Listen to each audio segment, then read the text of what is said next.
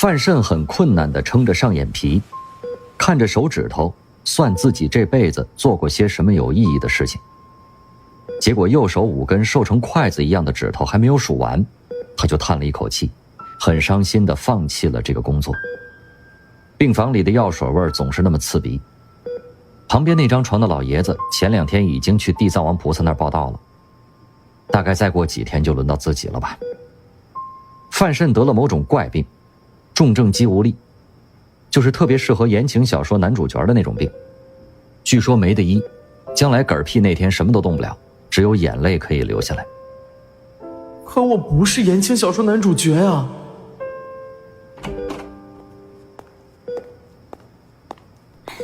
张姨，今晚是你看护啊？哎，今天怎么样？我来查下指标。嗨，还那样呗。今天营养液吸收的不是很好，排尿也不多。晚上有尿吗？我还是处男。80cc。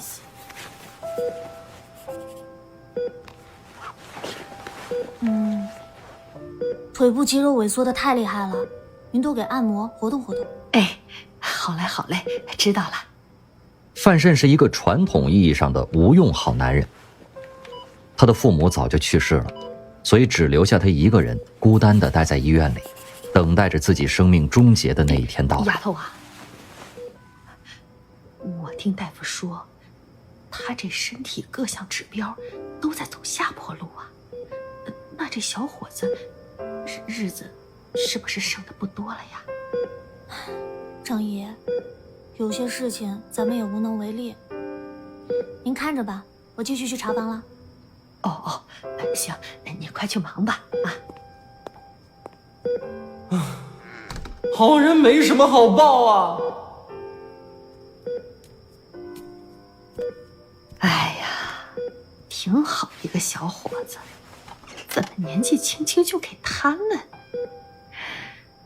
大夫说呀，你这情况啊，一天比寂清的深夜里，范慎似乎能清晰地捕捉到自己的咽喉肌慢慢放松，再也无法松紧，自己的呼吸机也渐渐像失去弹性的橡皮筋一样软弱无力地平铺开来。医院里那个干净小护士也不知道跑到哪儿去了，在身旁的是一位大妈，正眼含悲悯絮絮叨叨地说着些什么。你呀，要是能好起来就好了。哟，哎，小范呐，小范，哎呦，护士，不好了，病人不行了，快来人呐！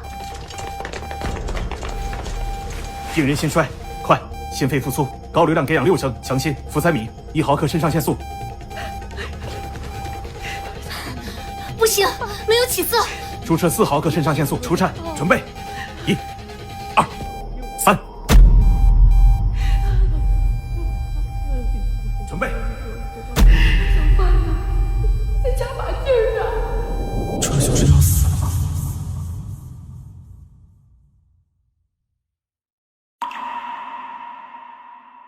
凄凄惨惨戚戚的，一滴湿湿的液体从他的眼角滑落。范慎有些悲哀，伸出舌头舔了舔从眼角滑落到自己唇边的液体，却惊奇地发现自己的眼泪居然不仅咸，还带有一点点腥味儿。难道是因为在医院很少洗澡，所以连眼泪都开始泛起臭气了？他忍不住在心里面骂道：就你丫泪流满面，就你丫泪流满面，还真以为是言情小说男主角啊！但他马上发现事情有些不对劲，为什么他的舌头还可以伸出嘴唇去舔自己的眼泪呢？据医生说，他的舌头早就丧失了活动能力，现在唯一的作用就是可以很轻易地滑进食道，把自己的呼吸道给堵死，从而成为世界上很少见的吞舌自尽的天才。然后他又发现自己睁眼睛也变得容易了，视线十分的开阔，视力也变得比生病的时候好了很多。眼前的景色一片清亮，一个竹子编成的东西正横在他的眼前。本来正在发呆的范慎忽然隔着那几根竹片看到了令他震惊不已的场景。站住！十几个浑身充满了利杀感觉的黑衣人，正手持锋利的武器向着自己劈了过来。他一时间根本来不及分辨这到底是梦境还是濒死前的奇怪体验，纯粹下意识地把脑袋一缩，用2只手捂在了自己的面前。换成任何一个普通人，大概都只会有这样鸵鸟一样的选择。无数道破空之声响起，紧接着便是无数的闷哼声，再之后便是一片安静。隔了一会儿，范慎感觉有些不对劲，他小心翼翼地把捂在脸上的手掌分开了2根手指，偷偷地向外面望去。竹片编成的筐子把眼前的空间分割成无数块，而透过这些洞眼望过去，可以清楚地看到地上躺着10几具死尸，鲜血横流，腥气冲天。范慎吓坏了，眼前看到的一切太过真实了，让他一时回不过神来。紧接着他忽然想到了自己脸上的手，难道手也能动吗？病真的好了？那这眼前的一切究竟是怎么回事？难道只是在做梦？等梦醒之后，我还是那个躺在病床上一动不能动，只能等死的废人。如果真是那样，那不如就在这梦里不要醒了，至少手可以动，眼睛可以眨。他有些悲哀地想着，用手在自己湿湿的脸上摸了摸，收回手的时候，却发现自己的手上全都是鲜血。原来刚才他眼角落下的那滴湿湿的液体，竟然不知道是谁溅到他脸上的血。范慎呆呆地望着自己的双手，心里狂呼着：这绝不是我的手！在他的面前是一双白嫩无比、可爱无比的小手，上面沾着血污，看上去就像修罗场里盛开的白莲一样鬼魅，绝对不是一个成年人应该拥有的小手。连番的情绪冲击一股脑地涌入范慎的脑海之中，他不由呆住了，无数的疑问，无比的惊恐占据了他的身心。这一年是庆国纪元57年，皇帝陛下率领大军征伐西蛮的战争还没有结束，司南伯爵也随侍在军中，京都内由皇太后及元老会执政。这一日，京都郊外流经河畔的太平别院失火，一群夜行高手趁着火势冲入别院，见人便杀，犯下了惊天血案。别院的一位少年仆人带着小主人趁夜杀出了重围，被一群穿着夜行衣的凶徒追击，双方一直厮杀到城外南下的道口上。伏击的高手们没有想到，这个身有残障的少年居然是位深不可测的强者，并且在丘陵之后竟然还有对方的援兵。这些援兵的身份更是让这些人害怕不已。一骑士！被弩箭射杀殆尽的凶徒们倒在血泊之中哀嚎着。援兵骑在马上，身上穿着黑色的盔甲，映着天上的月光，发着幽幽暗暗的噬魂光泽。骑兵人人手上都拿着只有军队里才允许配备的硬弩，先前轻弩急发，已经射死了大部分杀手。黑色骑兵的拱卫中是一位坐在马车里的中年人，面色苍白，下巴上有着很稀疏的几落胡须。他看着场里那个背着孩子的少年仆人，点了点头，然后轻轻拍了拍手掌，击掌就是出击的信号。骑兵分出一队，就像黑夜里的镰刀一样，毫不留情地冲进了死伤惨重的杀手队伍。忽然间，杀手队伍里面的一位法师举起了法杖，开始吟念起咒语。场中的人都能感觉到，有些不知名的能量波动开始在这片丘陵边上汇集。马车上的中年人微微皱眉，也没有什么动作。他身边却窜出了一个黑影，像鹰隼一样在夜空里急速飘了过去。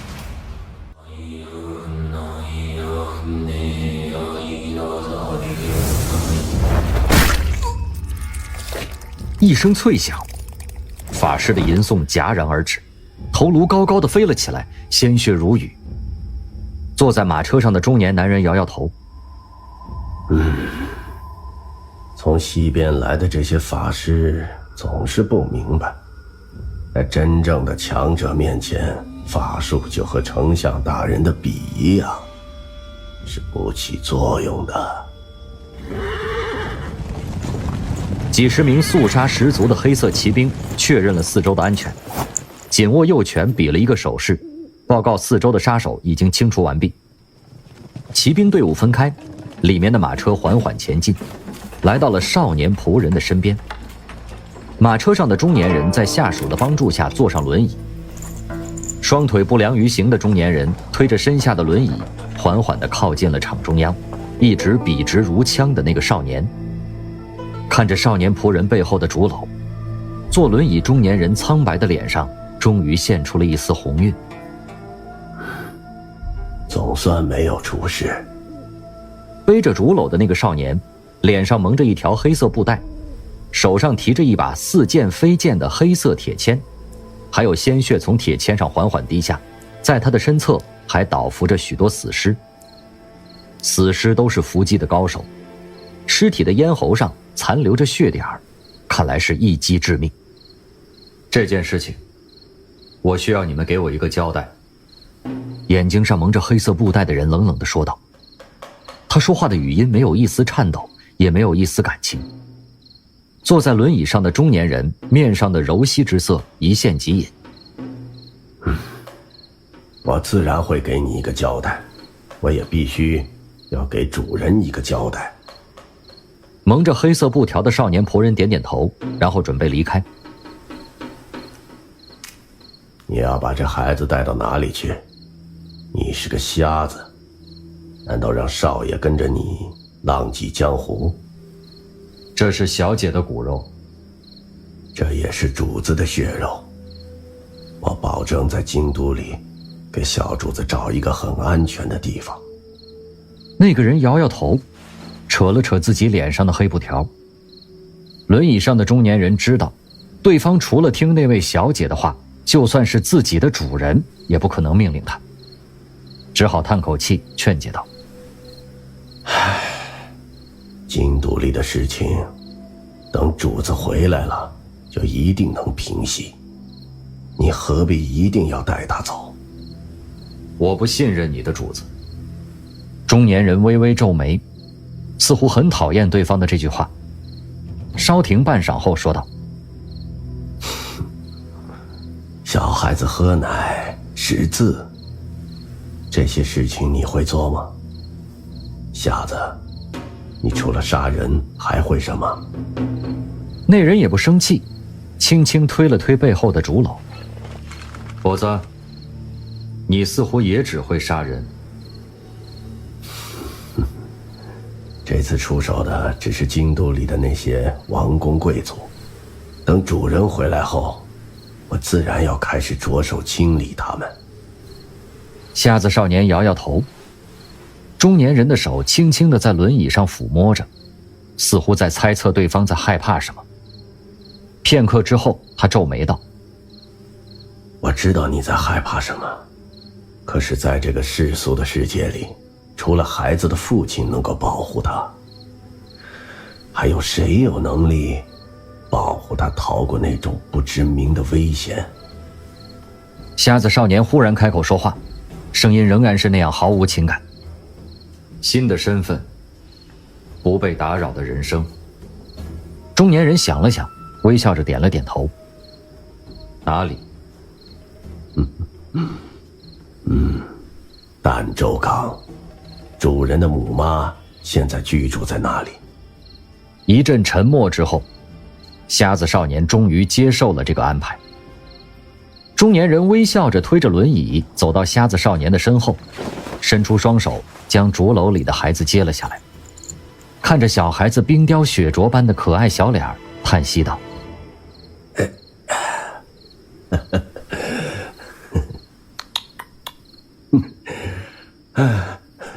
真和他妈妈长得一模一样，太漂亮了。这小家伙将来长大了一定有出息。远处，他的那些下属沉默站立着。忽然听到大人发出如此开心的笑声，表面虽然依旧是纹丝不动，但内心深处却是十分震惊，不知道这个小孩子究竟是什么样重要的人物。少年瞎子偏了偏头，伸手将孩子接了回来。他虽然比一般人类更加单纯，但也不愿意让筐中婴儿的脸离这条毒蛇的手太近，同时用一个单音节的词表示了纯粹礼貌上的疑问。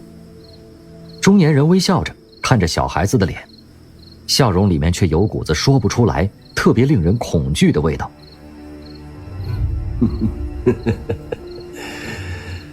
才2个月大的孩子，居然能够伸手抹掉自己脸上的血，经历了今天晚上如此恐怖的事情，居然还能睡得这么香，真不愧是……他的声音忽然压得很低，保证下属们都听不到自己后面说出的字。天脉者的孩子。这位中年人在京都里手握大权，手段狠辣无比，但凡犯事的官员落到他的手上，不出2天便会吐露实情，眼光更是毒辣。但就是这样一位非凡的人物，也没有看出来，这个小孩子不是在香甜的睡觉，而是被吓得昏了过去。天脉者，天指的是上天，脉指的是血脉。天脉者的意思就是指上天遗留在人间的血脉。在这个世界上的传说中，每隔数百年便会有一位上天遗留在人间的血脉开始苏醒。这种血脉有可能代表强大到无法抵御的战力，比如遥远的纳斯古国里的那位大将军，在国家即将被野蛮人灭亡的历史关头，以他个人的勇猛和战力，刺杀了野蛮人原始议会里的大部分成员。也有的天脉者会表现出在艺术或者智慧上的极大天赋，比如西方的那位刚死了300年的波尔大法师，以及他的夫人剧作家福波。自然，没有人能证明他们是上天眷顾苦难的人间而留下来的血脉，但事实上，这几个人给人间带来了和平与很多其他的东西，而且所有的天脉者最后都消失得无影无踪，没有任何一个人，甚至是国家可以查到蛛丝马迹。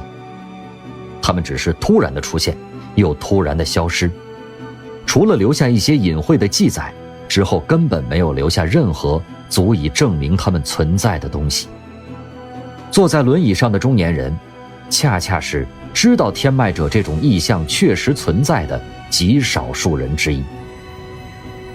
不知道什么原因，范慎死去之后，灵魂来到了这个世界，就是这样不可思议地投生到了一个婴儿的身体里，而这个婴儿的父亲或者是母亲，居然就是这片大陆上神秘莫测的天脉者。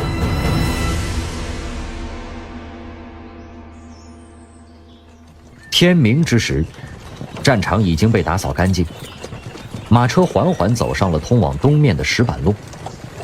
在马车之后，一队黑色骑兵与一位坐在轮椅上的苍白中年构成了一幅很鬼魅的画面。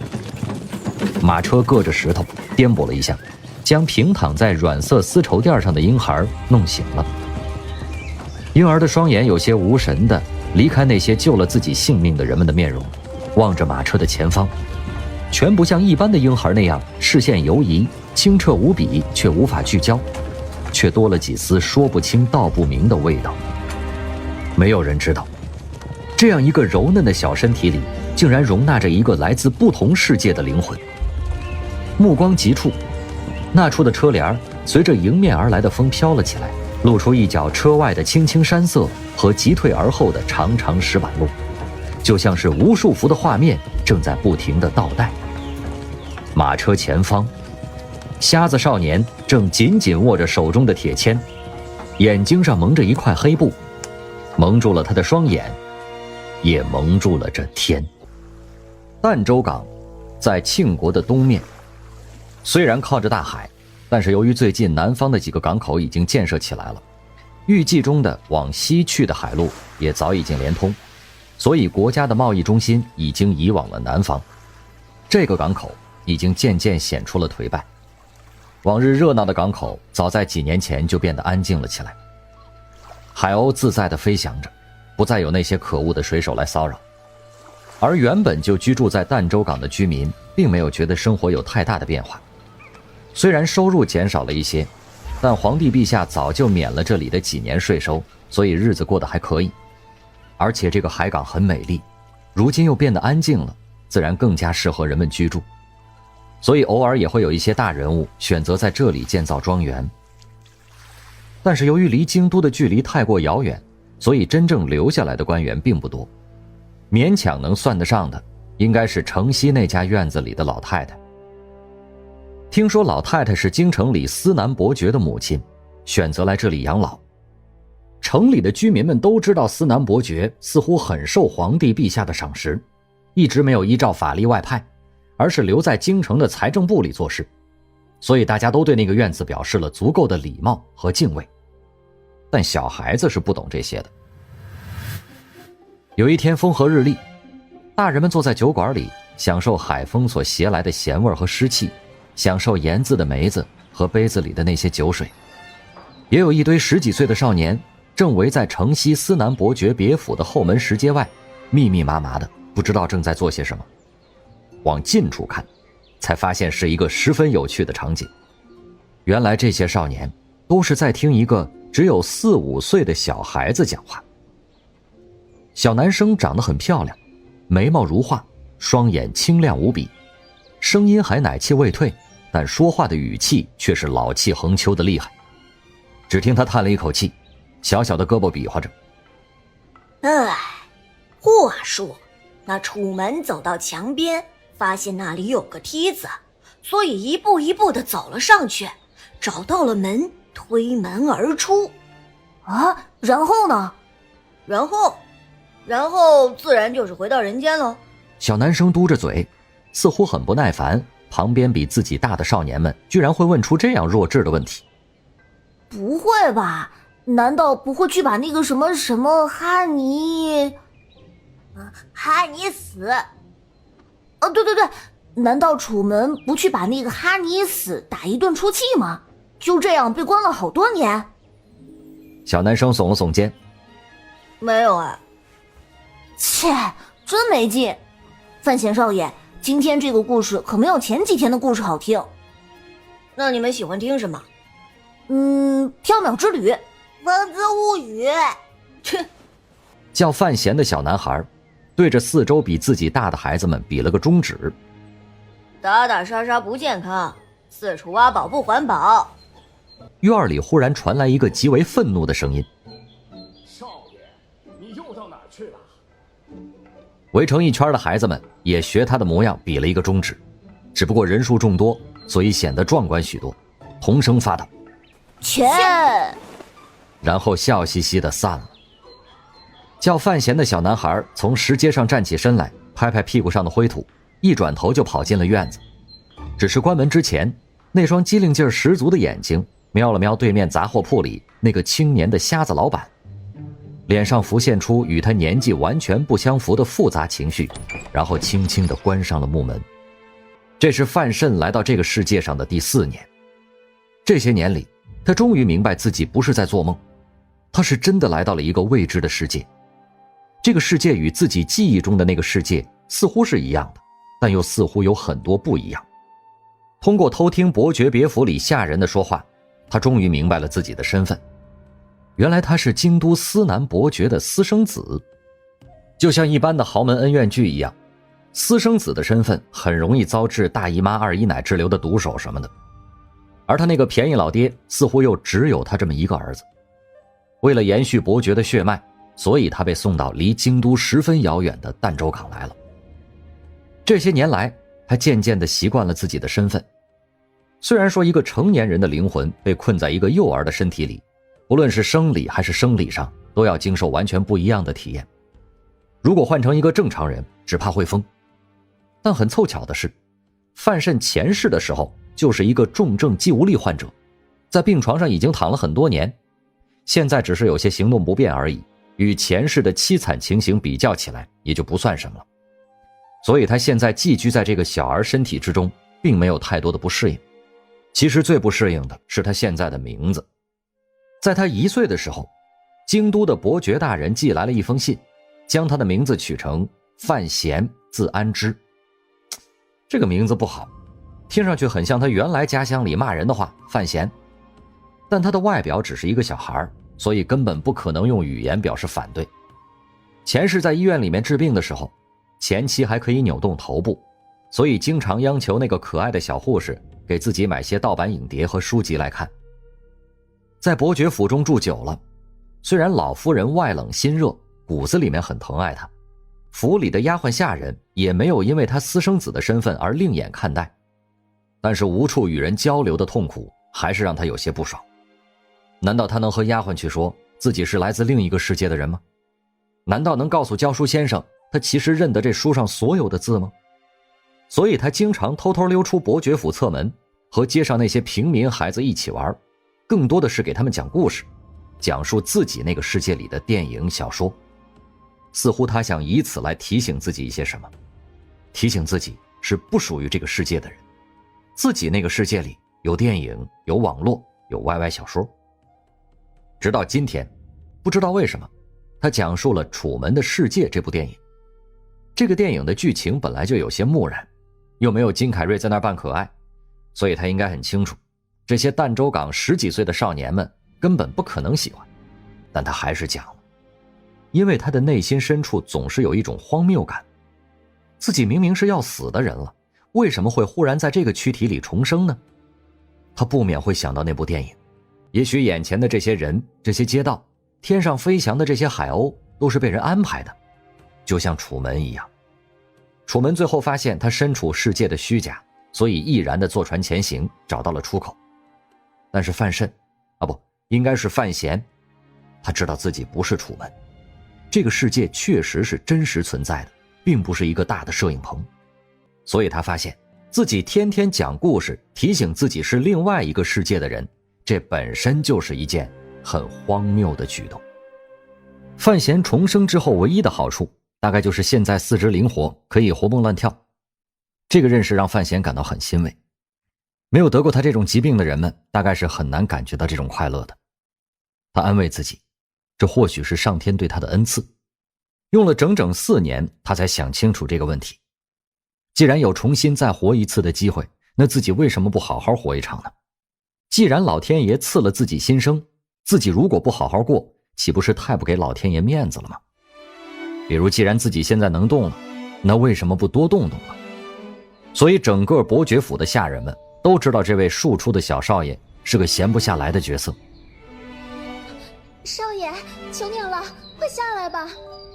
这个时候，范闲正坐在院子里假山的最高头，看着远方的海平线，微笑着。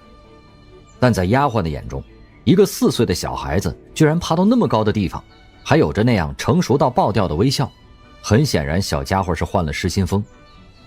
渐渐的，假山下的人越聚越多，7、8个下人围着假山着急。虽然思南伯爵受皇帝陛下的赏识，但毕竟爵位不高，官也不大，明面上的收入也不会太多。就算收入多，也不可能全部用到自己的母亲和私生子的身上，所以伯爵别府内的下人并不太多。范闲看着假山下那些人着急的脸色，不由叹了一口气，老老实实地爬了下来。只是运动运动，着什么急呢？下人们早就习惯了自家这位小少爷有学大人说话口气的怪癖，见怪不怪，一把抱过他便去洗澡。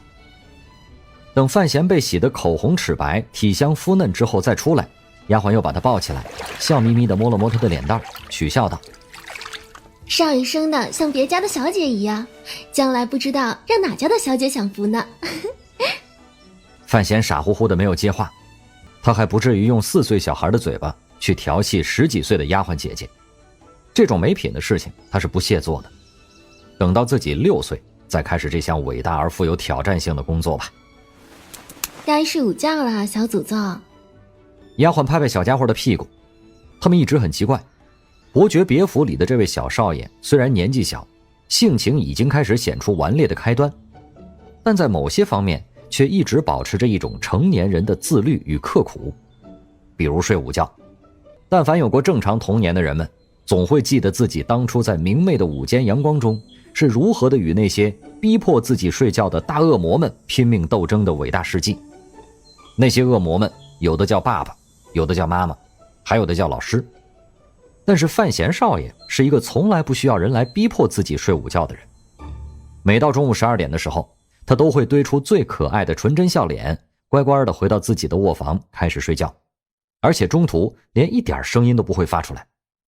老夫人最开始不信，喊丫鬟们盯着小家伙，以为他是借睡觉之名在床上胡闹。但是盯了大半年，发现这孩子每次真的是睡得死死的，甚至喊都很难喊醒他。从那以后，丫鬟们就不再注意这件事情了。当他睡觉的时候，一般都在外面守着。这时候是夏天，丫鬟们自然乏得厉害，斜歪着身子，手中的小罗扇有一下没一下的轻轻摇着，偶有飞蝇在扇中轻舞。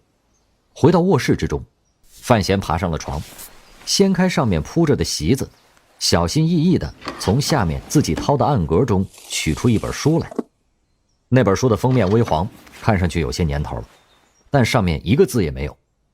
但是边角之上绣着一些不知道代表什么含义的纹饰，每一笔画的最后都勾卷了起来，像流云一般，又像是颇有上古之韵的广袖一角。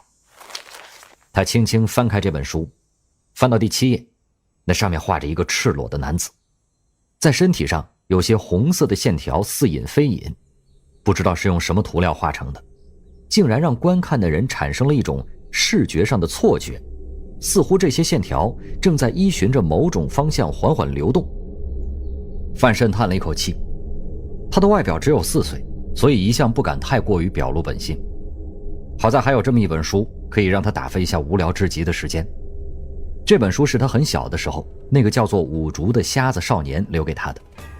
范慎一直记得那位瞎子少年，是他在这个世界的母亲的仆人。当年他被困在小小婴儿的身体中时，就曾经在那个少年的怀中待过。从京都一路到海边的这个港口，也许对方认为他年龄太小，根本不会记住什么，但范慎的灵魂却不是一个懵懂无知的婴儿。一路同行，早就能看出瞎子少年对于自己这个婴儿的关怀乃是发自内心，根本做不得假。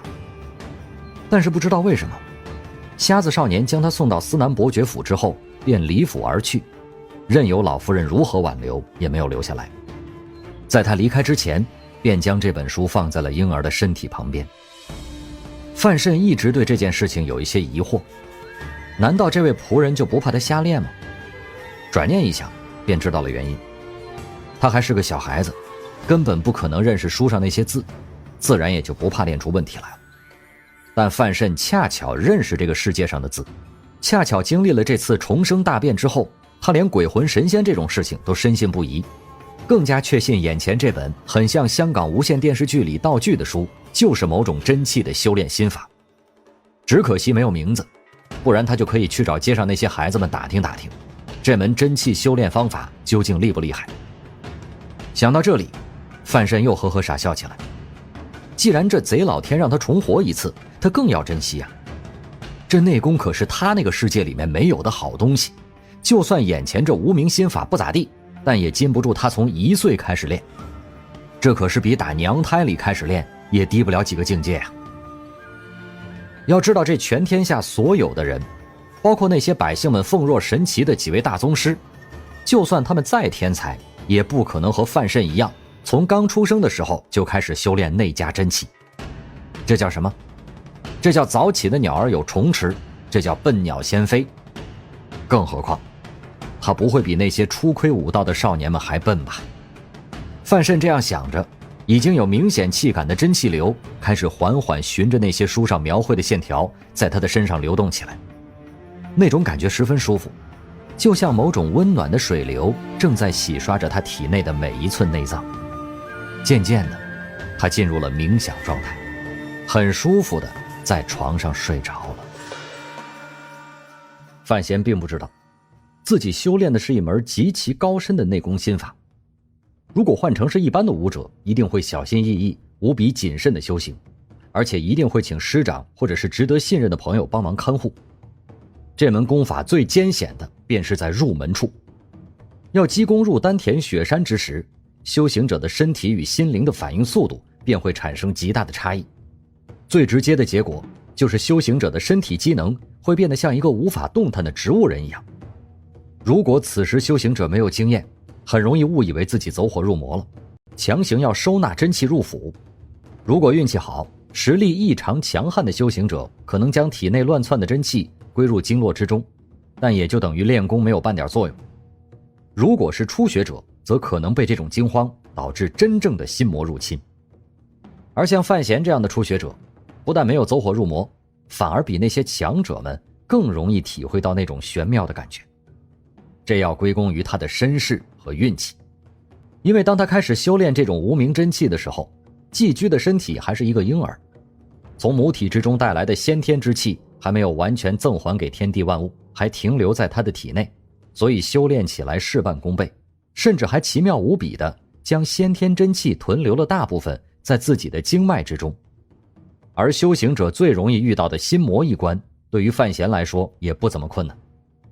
不要忘记，在前世的时候，范闲曾经缠绵病榻长达数年之久，早就习惯了自己的大脑不能指挥自己的身体，所以第一次遇到这种情况便没有惊慌，反而有一种找到过去残留记忆的温暖。所以第一次修炼时，气感刚刚感觉到便开始乱窜，让他身体无法动弹的时候，他并没有十分害怕。正因为无所畏惧，所以心无杂念，反而让他轻轻松松地迈过了最艰难的一关。从那以后，修炼便变得简单起来，只要默念功诀，便能自然而然地进入冥想状态。所以对于范闲来说，每天的午睡那都是十分香甜，雷打不醒的。一般的修行者极难进入冥想状态，因为那需要机缘巧合。像这孩子一般，天天用午睡当冥想的做法，真是奢侈到了无法形容的地步。上天是真的很眷顾他。一觉睡醒，凑着那张清新可爱的小脸，在丫鬟姐姐手上的毛巾里面打个滚，就算是把脸洗了。下午的时候，便开始在书房里跟着伯爵府专门从东海郡请过来的教书先生学习。这位教书先生年纪并不大，约莫30多岁，但身上的感觉却是老腐味十足。庆国早在10年前便兴起了一场文学改良，以文殊阁大人胡先生的一篇文学改良厨艺为发端。如今的文场之上，正是古文与今文大战的沙场。所谓古文，便是范闲记忆中的文言文，而今文则有些像白话文，只是用词要雅驯一些。范闲的教书先生是古文派的粉丝，所以天天教范闲看的便是些什么经书。这些经书虽然与范闲那个世界的四书五经不大一样，但很奇妙的是，居然很多内容一指相差并不大，也有儒墨法道之分。以至于范闲第一次听课的时候，便开始怀疑自己究竟是在哪里。夏日热闷，书房里也是热气蒸腾。教书先生将南面的窗子推开，窗外的蝉声透了进来，或者清风，极是清美。先生回头一看到自己的小学生正趴在桌上发呆，正想出言训斥，但看着那张清美的小脸蛋，不知怎的却心头一软。这位教书先生其实很欣赏自己这个小学生，小小年纪居然谈吐清楚，对于书上所载的前人的微言大义也能明白一二。对于一个4岁顽童来说，实在是很不容易。教书先生自己也有疑问，心想思南伯爵未免也太心急了一些，给他的信中要求太高。逼不得已之下，只好现在便开始教4岁的黄口小儿经文。如果在寻常人家，这个年纪也不过就是学些字，背背同盟之学罢了。等教书完毕，范闲极有礼貌地向先生行了一礼，然后恭敬地等先生先离开书房，这才脱了已经被汗浸湿了的外衣，往书房外面跑去。急得身后的丫鬟一路嚷着小心，一路跟着。少爷，你可当心点，少爷。奶奶。老妇人面容和蔼慈祥，深深的皱纹里全都是岁月的痕迹，只有偶尔眼神里露出的某些神情，才能让别人知道，这位老妇人其实相当不简单。据说思南伯爵能有今天，与老妇人在京都里的关系分不开。今天学了些什么？范闲很老实地站在椅子前，将先生教的东西说完了，然后行礼完毕，去偏院和妹妹一起吃饭。老夫人和孙子之间似乎很陌生，不知道是不是因为范闲是一个私生子的原因，老夫人虽然没有虐待他，但总是对他要求特别高，因为感觉上总显得有几分生疏。范闲还记得自己只有1岁的时候，眼前这位老夫人曾经在深夜里抱着他哭泣。老夫人自然想不到一个1岁的婴儿能听懂他的话，更将他的话一直默默地记了下来。孩子，要怪就怪你父亲吧。可怜的小家伙，刚生下来，母亲就没了。真是。这是范闲心头一个极大的疑问。刚到这个世界的时候，便遭遇了一场狙杀。虽然现在知道自己的父亲是从来没有见过面的京都高官司南伯爵，但是自己的母亲是谁呢？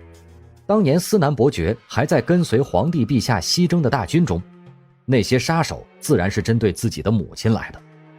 但他的体内是属于另一个世界的灵魂，所以自然不可能会对没有见过面的司南伯爵有什么父子之情，只是偶尔还会想到那个已经离开了这个世界的女子，那位自己名义上的妈妈。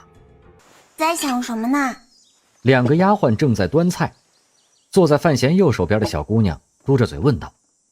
小姑娘皮肤有些黑，又有一些瘦，所以和漂亮的像女孩一样的范闲坐在一起，就显得格外的可怜了。范闲伸出手揉了揉小姑娘头上的黄毛，嘻嘻笑道：嘿嘿，在想京都里面，你们平时都吃些什么菜啊？这个比范闲还要小的小女孩是司南伯爵的亲生女儿，也就是他同父异母的妹妹，叫做若若。因为自幼体弱多病，而老夫人又心疼这个孙女，所以1年前就接到儋州来养病。只是养了将近1年，也并没有什么起色，头上的头发还是有些稀疏。官宦人家自然不会缺衣少食，所以不可能是营养不良，大概就是先天体弱。范闲和这个小丫头很投缘，虽然他是以大叔的心态在对付这个小丫头，只是因着心疼对方，所以时常带着她玩，给她讲故事，但在旁人眼里却成了他们兄妹情深的佐证。只是范闲的身份有些尴尬，私生子毕竟不能和正牌小姐相比，所以丫鬟们都刻意不提京都里那个伯爵府上的事情。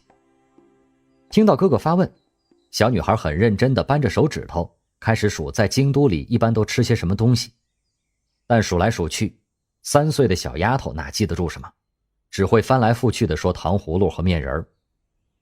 吃完饭以后已经有些晚了，太阳在陆地的另一边沉了半边，浓浓暮色笼罩着整座庭院。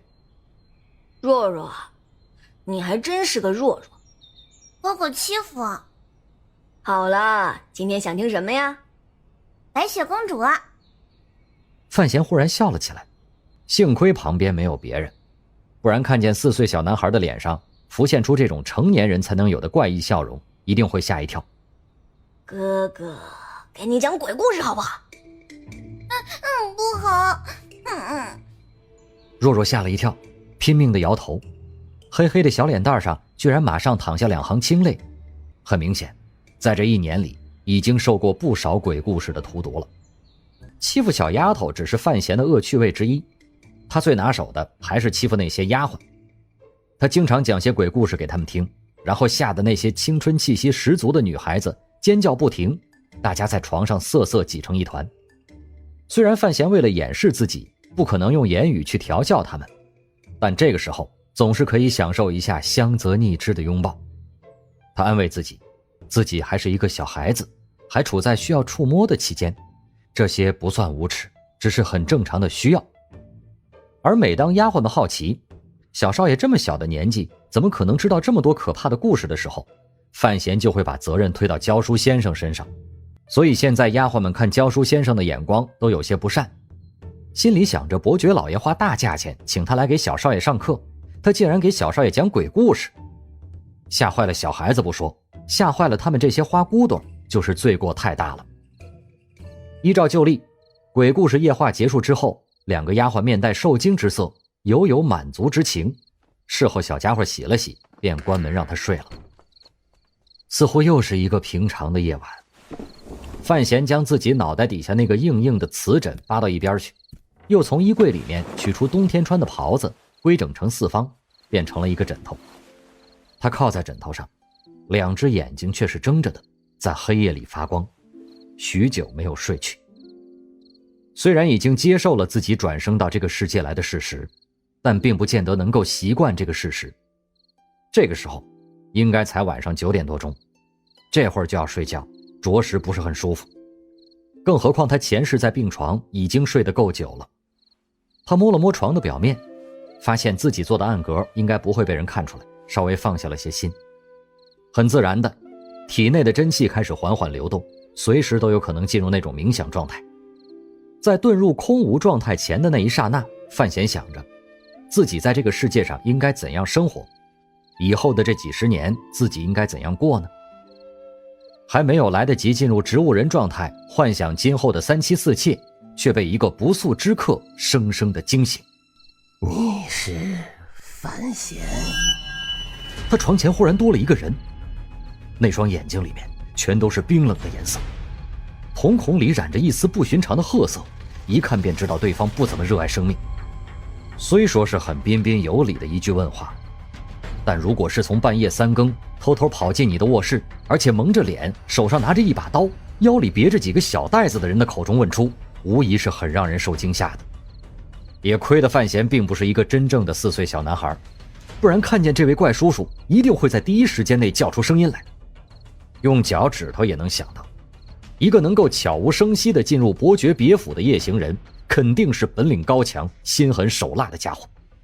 如果他叫了，那对方肯定就把他杀了。想到这点，范闲不免有些骄傲于自己临危不乱的本领。他咳了2声，强抑住内心深处无比的紧张，扮成最可爱的乖宝宝形象扑了上去。爸爸，你终于回来了！一个4岁的小男孩眼泪汪汪地扑向某个杀手的怀里，双手紧紧抱住他的腰。只是小孩子的双手太短，所以还不过来，只好用力地抓着对方的衣服，似乎是怕对方就此跑了。也许是因为抓的时候太用力，所以嘶的一声，小男孩的手上便撕下了对方的一块布料。夜行人眉头一皱，也不见他怎么动作，整个人便从范闲的怀抱里脱身而出，呆呆地站在原地，似乎是在思考为什么这个思南伯爵的私生子要管自己叫爸爸。同时他也很疑惑，他身上这身衣服乃是院中特级品，就算是刀子也不容易划破，这个幼童怎么就徒手给抓破了呢？他疑惑，范闲更是纳闷到心头吐血。之前趁身边没人的时候，范闲经常用假山上的石头来试验自己体内无名真气的威力。当发现自己细嫩的小手指也可以勉强捏碎那些并不怎么坚硬的松石之后，他对于自己的自卫能力有了一定的信心。范闲好不容易用4岁少男哭泣计让对方放松警惕，然后将自己全身的真力都运到指尖上，满以为可以将对方制住，谁知道竟然只抓下来几丝碎布。看来有事情要发生了。虽然范闲外表只有4岁，但内里却是一个成熟的灵魂。来到这个世界的第一天，血光、尸体就牢牢地印在了他的脑海中，所以他一直心中有极大的不安，知道自己这不清不楚的身世终有一天会给自己带来麻烦。看来今天这麻烦终于来了。偷袭没有成功，自然不可能故技重施。他一面可怜兮兮地隐气着，意图迷惑那个夜行人，一面快速地转动脑筋，想要找到逃出升天的方法。如果呼救，对方一定会在极短的时间内杀了他。而看对方此时并没有什么动作，显然是被他胡乱的一声爸爸给叫晕了。范闲脑子转得奇快，一见偷袭没有奏效，仰仗着自己超幼龄的先天优势，望着那个夜行人嗷嗷地哭了起来。爸爸！一面哭着，一面心里紧张无比的开始盘算自己怎么逃生。爸爸！不用装了，范少爷。夜行人说话的语气很淡漠，但似乎并没有什么危险。看来你真的很聪明，年纪这么小就懂得保护自己。不过你应该很清楚，我可不是伯爵大人。说完这句话，夜行人将手中的刀子比了一比，然后向4岁的范闲靠了过来。范闲脸上仍然是天真无瑕，泪满面，心脏却紧紧地收缩了一下。他抽泣着说道：那叔叔您是谁啊？我是你父亲派来看你的，所以不要叫我。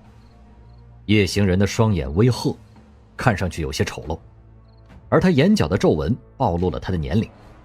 说话的口吻更是让范闲很直接地联想到那些骗小姑娘去看金鱼的老爷爷。但范闲并没有表露出来，仍然完美地扮演着一个4岁小孩应该有的一丝恐惧、几丝意外和少许生气。你不是爸爸。然后他像是没有看见对方手里拿的刀子，一扭小屁股爬上了大床，咕哝道：都不知道爸爸长什么样子。夜行人阴笑着向床边走了过来。忽然间，床上的小男孩扭头看着夜行人的身后，眼中闪现出了一丝惊喜，叫道：哎，妈妈！这是很蹩脚的一招声东击西，换成任何一个人施展出来，恐怕都不会骗过那位夜行人。毕竟对方在京都里面也是拥有一座独立实验室的大师，但使出这一招的是个4岁的小男孩，所以夜行人很单纯地相信了。而且一听见范闲叫妈妈，夜行人的眼睛里面露出了极为震惊的神色，猛地扭头向后望去。他的身后自然是关得紧紧的门和那片浓浓的夜色。砰的一声脆响从卧室里传来，夜行人满头是血地躺在了地上。范闲手里拿着半碎的瓷枕，心有余悸地看着地下的这个家伙，掂了掂手中的残枕，把牙一咬，举起小胳膊，狠狠地朝对方的后脑砸了下去。这一声是个闷响，力气用得极大。就算这个夜行人是一代宗师，遭了这一闷枕，恐怕一时半会儿也难以醒过来。外面传来大丫鬟的声音：怎么了？没什么，姐姐，摔碎了一个杯子，明天再来弄吧。那怎么能行？把少爷脚扎着了怎么办？说了明天弄啊。听见一向温和可亲、天真可爱的小少爷难得发了大脾气，丫鬟住了嘴，没再说什么。范闲走回衣柜旁，从里面很艰难地拖出一床冬天的棉被，然后双指用力一撕，将被面撕成布条，拧了拧，将地上那个昏迷不醒的夜行人牢牢地捆了起来。到这个时候，他才发现自己的背后已经全湿了，一丝后怕涌上他的心头。不管前生还是今世，这都是他第一次意图杀人，虽然不知道杀死了对方没有。他也太冒险了，如果对方真的是一个武道高手，他先前那一下一定会断送了自己的小命。范闲将手探到夜行人蒙面黑巾的底下试了试，发现对方还有呼吸。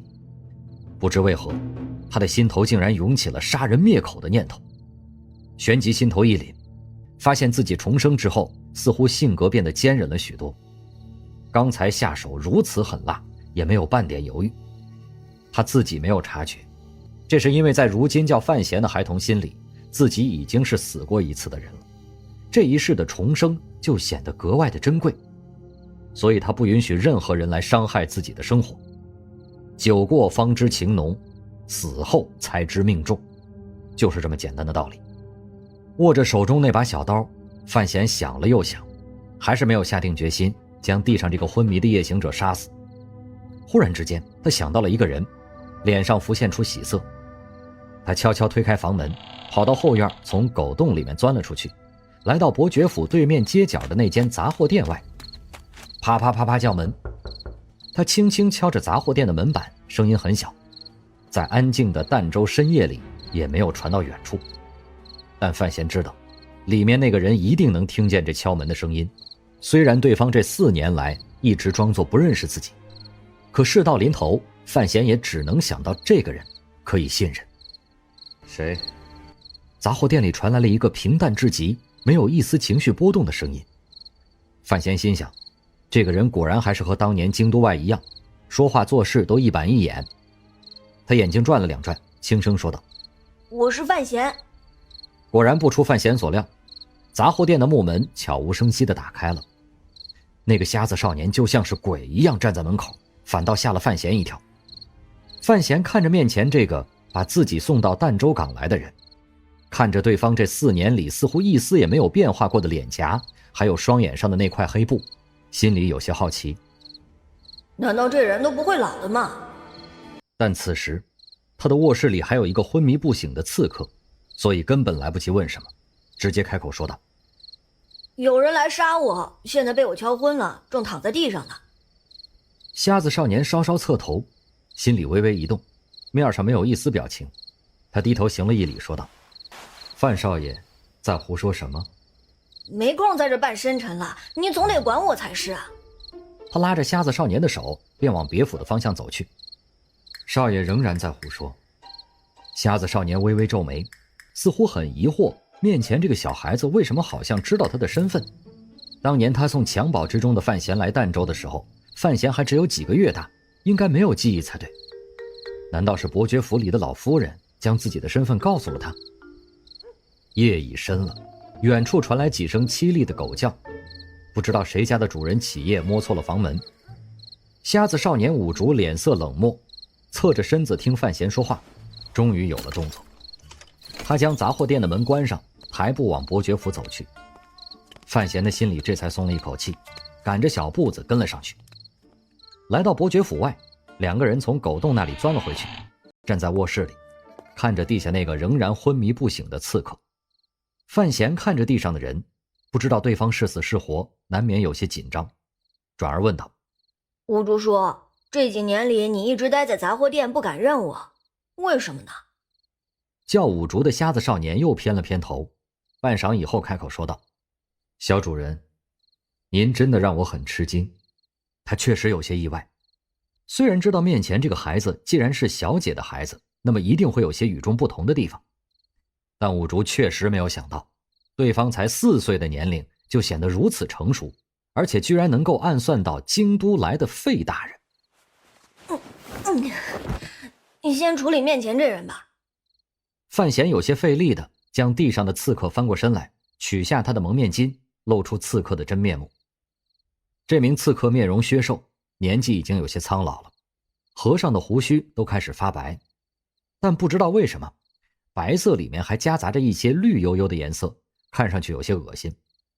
范闲吓了一跳，跳到五竹叔的身后，抓着他的衣袖，苦着脸哼哼唧唧道：“叔，这刺客卖相不好。”这是监察院第3处的主办，费大人。五竹缓缓蹲下身体，摸到那名刺客的下颌，全天下公认用毒最精深的3人之一，精通用毒、辨毒、解毒，这样厉害的人物，居然会被你用块瓷枕就断送了。不知道是您运气太好，还是他的运气太差。是他的运气太差。范闲在心里暗暗说道。虽然很惊讶于地上这位的大名头，但是一想到对方碰上自己这样一个貌似婴儿实则2世为妖的怪物，对方的运气确实不太好。别用手去摸，万一他身上有毒怎么办？范闲提醒瞎子少年五竹。五竹没有停止动作，也没有解释什么，但那股子劲儿让范闲觉得对方是在向自己表示，这个世界上没有能够毒死他的毒物。范闲挤着眉头，苦脸问道：“叔，那这人怎么办？”他不是自来熟的脾气，只是在这个世界上，眼前这个瞎子少年是他第一个认识的人，也是他唯一敢全盘相信的人，而且知道对方是很厉害的强者，所以刻意扮得可爱一些，恭敬一些，叔这个字不绝于口。他的眼光四处溜着，最后落到那把刀上，把牙一咬，心想干脆把这个费大人捅死算了。察觉到他的动作，五竹站起身来摇了摇头：“你的性子与小姐相差太多，小小年纪便如此心狠手辣，也不知道是谁教的。”自己学的。范闲不敢得罪这个自己唯一敢信任的强者，很恭敬地说道：“侄儿知道，叔一直守在杂货店里面保护侄儿，还知道叔怕母亲的仇人会因为叔的存在找到我这儿来，所以没有留在伯爵府中。所以侄儿只好自己心狠一点，